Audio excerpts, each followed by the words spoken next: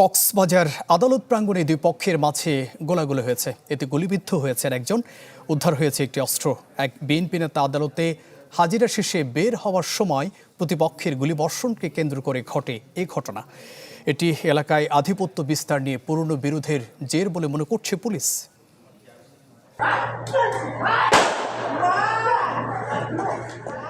একটি ভিডিওতে দেখা যায় এক ব্যক্তিকে জোর করে তোলা হচ্ছে একটি সাদা গাড়িতে।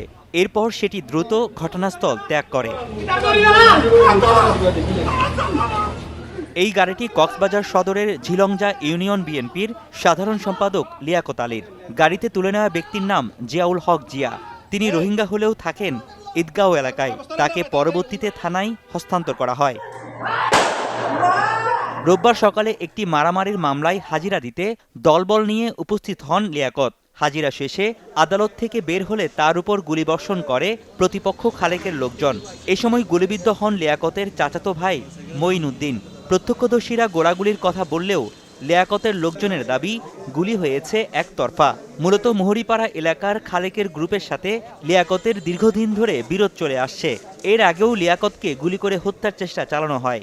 আমরা যখন এখানে গাড়ি নিয়ে উঠতেছি, দরজা খুলছি, তারপরে ও এখান থেকে দূরে এসে গুলি করছে। তারপরে আরেকজন এখানে ছিল, গুলি করে ও পালিয়ে গেছে গুলি নিয়ে। আমার লিয়াকত মেম্বারকে যখন গুলি করতেছে, আমরা লিয়াকত মেম্বারকে সরানোর পর ওনাতে গুলিটা নিয়ে বেরছি। পিস্তল ছিল হাতে, পিস্তল দিয়ে গুলি এক রাউন্ড করছে।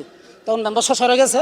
আমরা যারা কেস মান্না ছিল আমরা সবাই তারে ধরে ফেলছি। প্রথমে ওই জায়গাতে ধরে একেবারে ওই জায়গাতে গুলি করছে। গুলি করার পরে আর দুইজন ওই কি করছে, জজ সাহেবের গেটের ওইখান দিয়ে পালাই গেছে। আর তারপরে দুই পক্ষ দুই দিক থেকে গোলাগুলি করছে। পরপর 7-8টার মধ্যে মানে গুলির পাইয়া রয়েছে। এরপরে মানে 10টা দস্তি মারপিটও চলতেছে। এখানে আমরা উপর থেকে দেখতেছি এগুলা।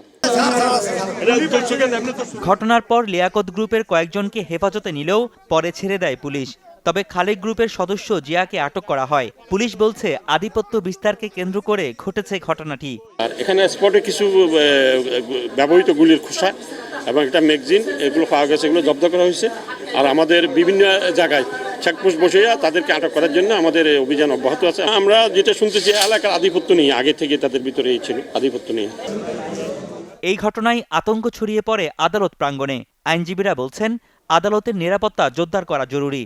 কোর্টের মধ্যে এসে মানুষ যেভাবে গোলাগুলি করছে, সাক্ষীদেরকে আঘাত করতেছে, বিচার ব্যবস্থাকে যে প্রভাবিত করার চেষ্টা করছে, ভয়ভীতি প্রদর্শন করছে, এগুলো আসলে তো অত্যন্ত সমাজের জন্য, রাষ্ট্রের জন্য খুবই দুর্বিষহ ঘটনা। যারা এই ঘটনা সংঘটিত করেছে এরকম জায়গায়, তাদের বিরুদ্ধে নিশ্চিতভাবে আমরা নিন্দা জানাই এবং এটার জন্য অনতিবিলম্বে ব্যবস্থা গ্রহণের দাবি জানাই। গত বেশ কিছুদিন ধরে অনেকটাই ভেঙে পড়েছে কক্সবাজারের আইনশৃঙ্খলা পরিস্থিতি। এর মধ্যে আদালত প্রাঙ্গণে গোলাগুলির ঘটনায় আতঙ্ক বেড়েছে জনমনে। Desk report, channel 24।